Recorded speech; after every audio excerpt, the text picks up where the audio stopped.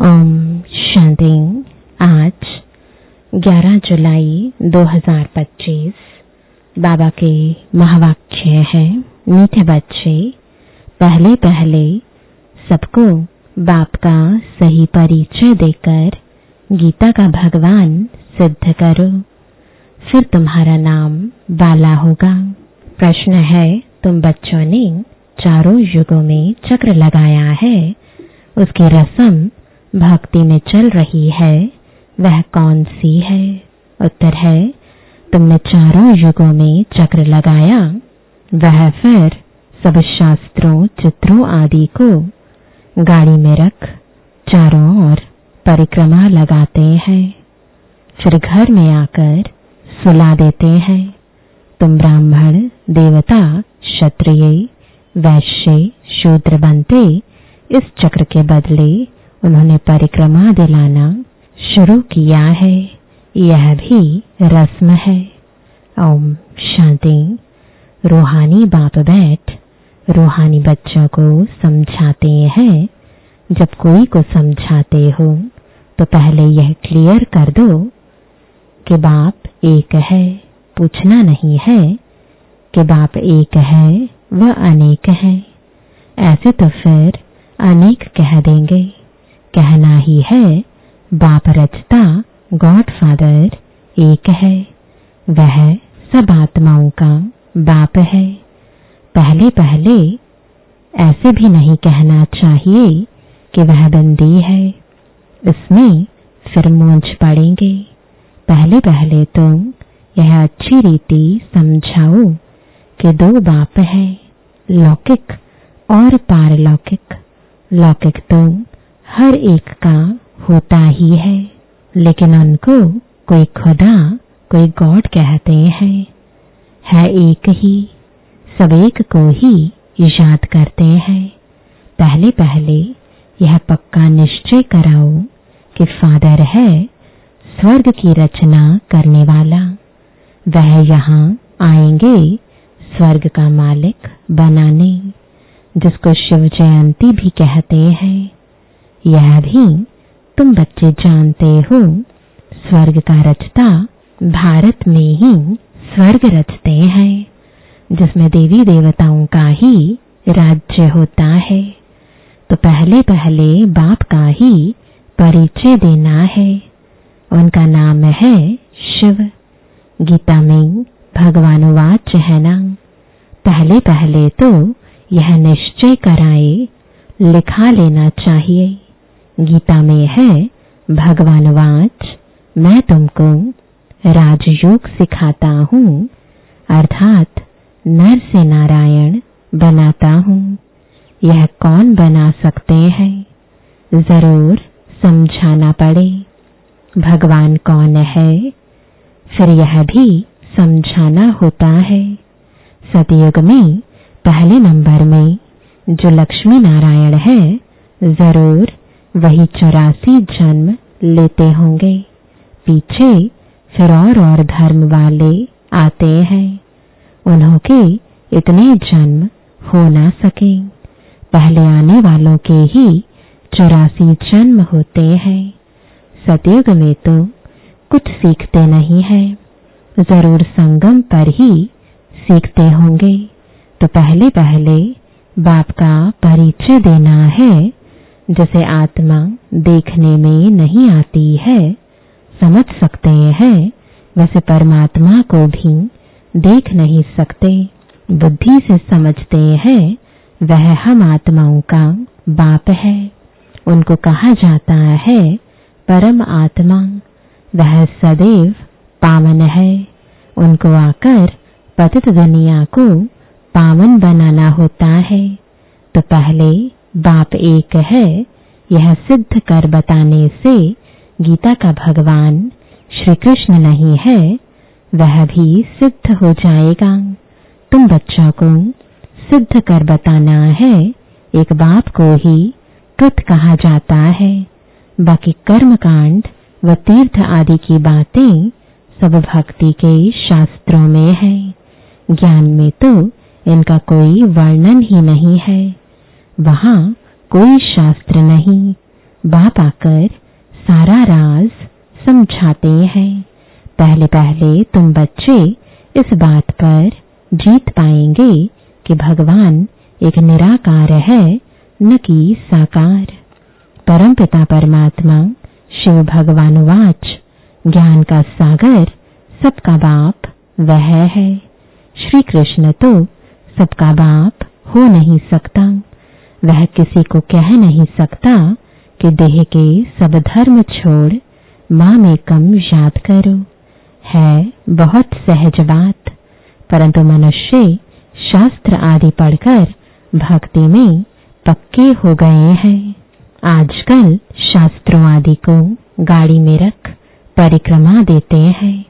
चित्रों को, ग्रंथ को भी परिक्रमा दिलाते हैं, फिर घर ले आकर सुलाते हैं। अभी तुम बच्चे जानते हो हम देवता से क्षत्रिय, वैश्य, शूद्र बनते हैं।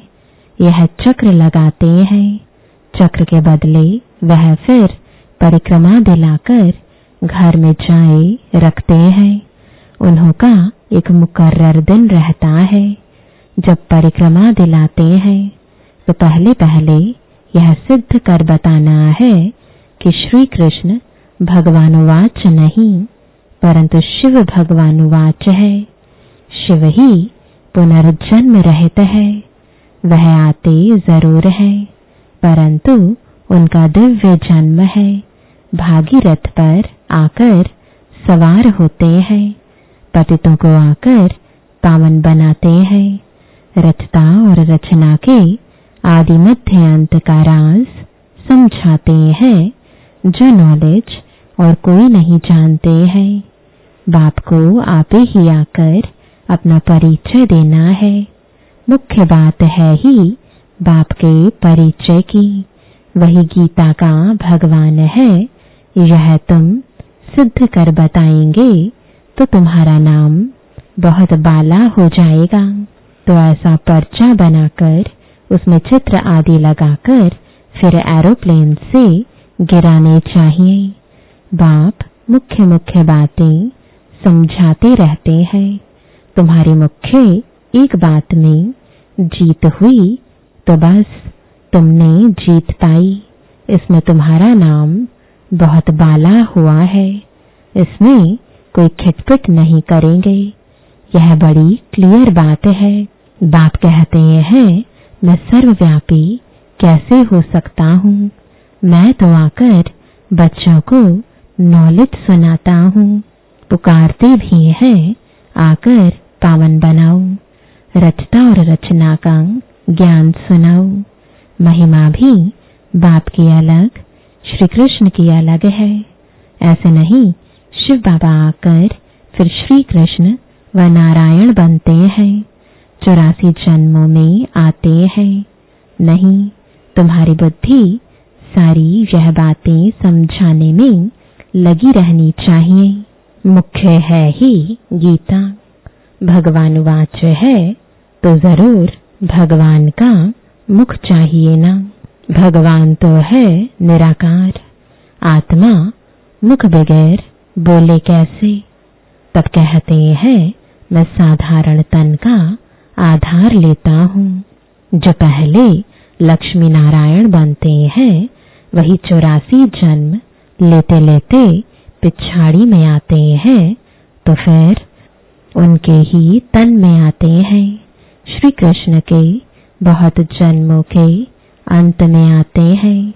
ऐसे ऐसे विचार सागर मंथन करो कि कैसे किसको समझाएं। एक ही बात से तुम्हारा नाम बाला हो जाएगा। रचता बाप का सबको मालूम पड़ जाएगा। फिर तुम्हारे पास बहुत आएंगे, तुमको बुलाएंगे कि यहाँ आकर भाषण करो। इसलिए पहले पहले अल्फ सिद्ध कर समझाओ। तुम बच्चे जानते हो बाबा से हम स्वर्ग का वर्षा ले रहे हैं। बाबा हर 5000 वर्ष बाद भारत में ही भाग्यशाली रथ पर आते हैं। यह है सौभाग्यशाली जिस रथ में भगवान आकर बैठे हैं। कोई कम है क्या? भगवान इनमें बैठ बच्चों को समझाते हैं कि मैं बहुत जन्मों के अंत में इसमें प्रवेश करता हूँ। श्री कृष्ण की आत्मा का रथ है ना, वह खुद श्री कृष्ण तो नहीं है, बहुत जन्मों के अंत का है। हर जन्म में फीचर्स, ऑक्यूपेशन आदि बदलता रहता है। बहुत जन्मों के अंत में जिसमें प्रवेश करता हूँ वह फिर श्री कृष्ण बनते हैं, आते हैं संगम युग में। हम भी बाप का बनकर बाप से वर्षा लेते हैं, बाप पढ़ाकर साथ ले जाते हैं और कोई तकलीफ की बात नहीं। बाप सिर्फ कहते हैं मामेकम याद करो। तो यह अच्छी रीति विचार करना चाहिए कि कैसे कैसे लिखें। यही मुख्य मिस्टेक है जिस कारण ही भारत अनराइटियस, इररिलीजियस, इंसॉल्वेंट बना है। बाप फिर आकर राजयोग सिखलाते हैं, भारत को राइटियस, सॉल्वेंट बनाते हैं, सारी दुनिया को राइटियस बनाते हैं। उस समय सारे विश्व के मालिक तुम ही हो। कहते हैं ना, wish you long life and prosperity. बाबा आशीर्वाद नहीं देते हैं कि सदा जीते रहो। यह साधु लोग कहते हैं अमर रहो। तुम बच्चे समझते हो अमर तो जरूर अमरपुरी में होंगे, मृत्युलोक में फिर अमर कैसे कहेंगे। तो बच्चे जब मीटिंग आदि करते हैं तो बाप से राय पूछते हैं। बाबा एडवांस राय देते हैं, सब अपनी अपनी राय लिख भेजें, फिर भल इकट्ठे भी हों। राय तो मुरली में लिखने से सबके पास पहुंच सकती है। 2-3 हजार खर्चा बच जाए। इन 2-3 हजार से तो 2-3 सेंटर खोल सकते हैं। गांव गांव में जाना चाहिए, चित्र आदि लेकर। तुम बच्चों का जास्ती इंटरेस्ट सूक्ष्म वतन की बातों में नहीं होना चाहिए। ब्रह्मा विष्णु शंकर आदि चित्र है तो इस पर थोड़ा समझाया जाता है। इन्हों का बीच में थोड़ा पाठ है। तुम जाते हो, मिलते हो, बाकी और कुछ है नहीं। इसलिए इसमें जास्ती इंटरेस्ट नहीं लिया जाता है। यहाँ आत्मा को बुलाया जाता है, उनको दिखाते हैं।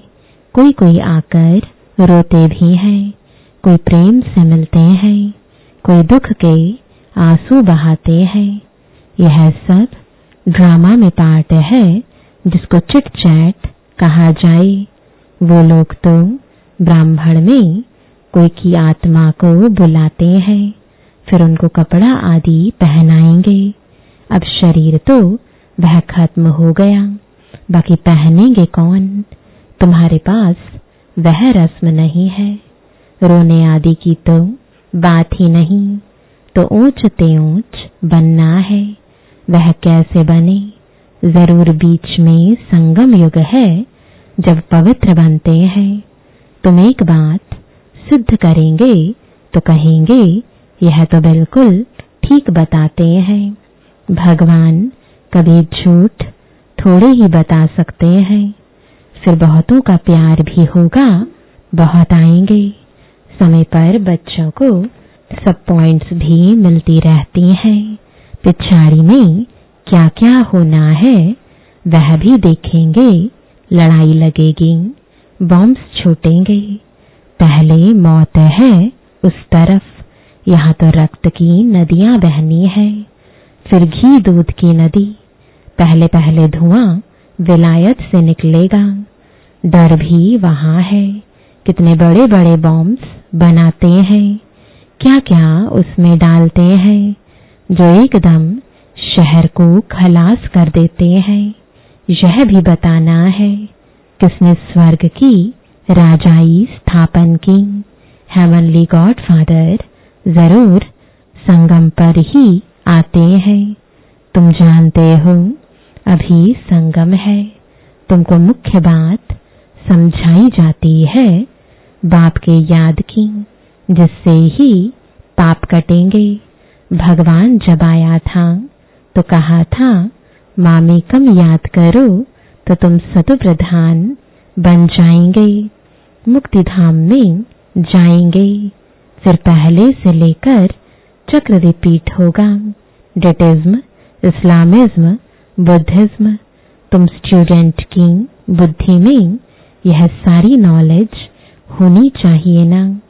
खुशी रहती है हम कितनी कमाई करते हैं, यह अमर कथा अमर बाबा तुमको सुनाते हैं। तुम्हारे अनेक नाम रख दिए हैं। मुख्य पहले पहले डेटिज्म, फिर सबकी वृद्धि होते होते झाड़ बढ़ता जाता है।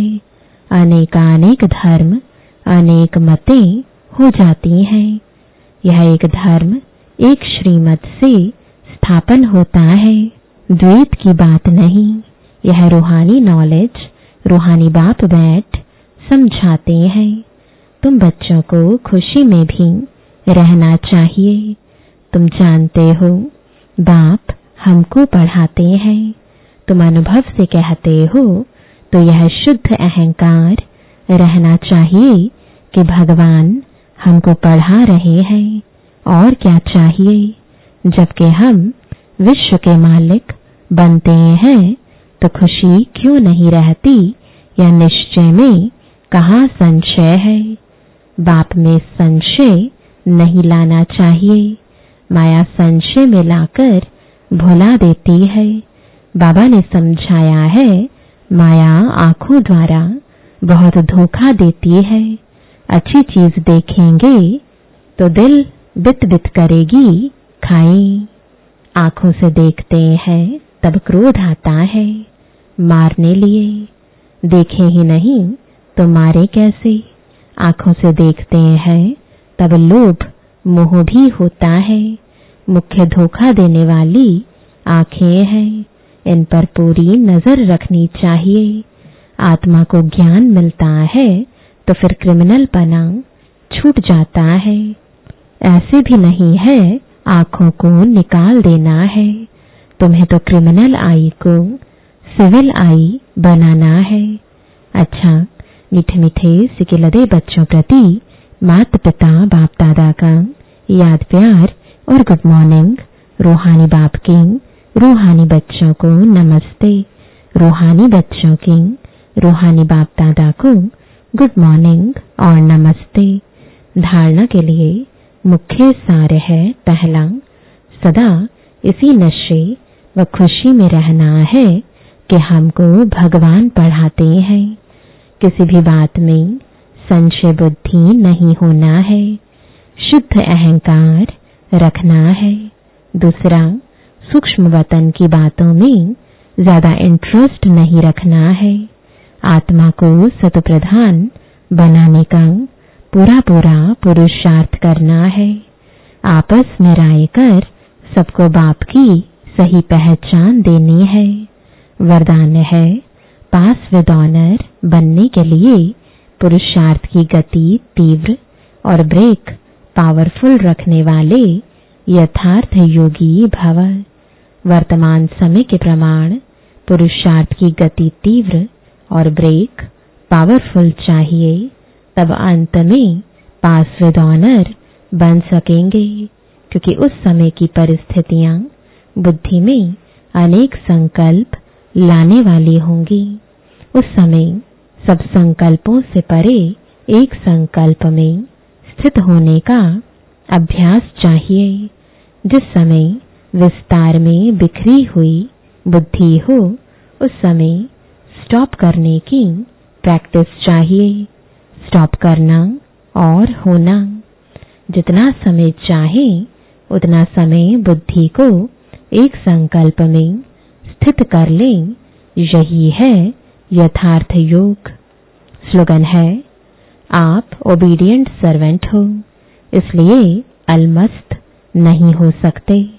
सर्वेंट माना सदा सेवा पर उपस्थित। आज का अव्यक्त इशारा, संकल्पों की शक्ति जमा कर श्रेष्ठ सेवा के निमित्त बनो।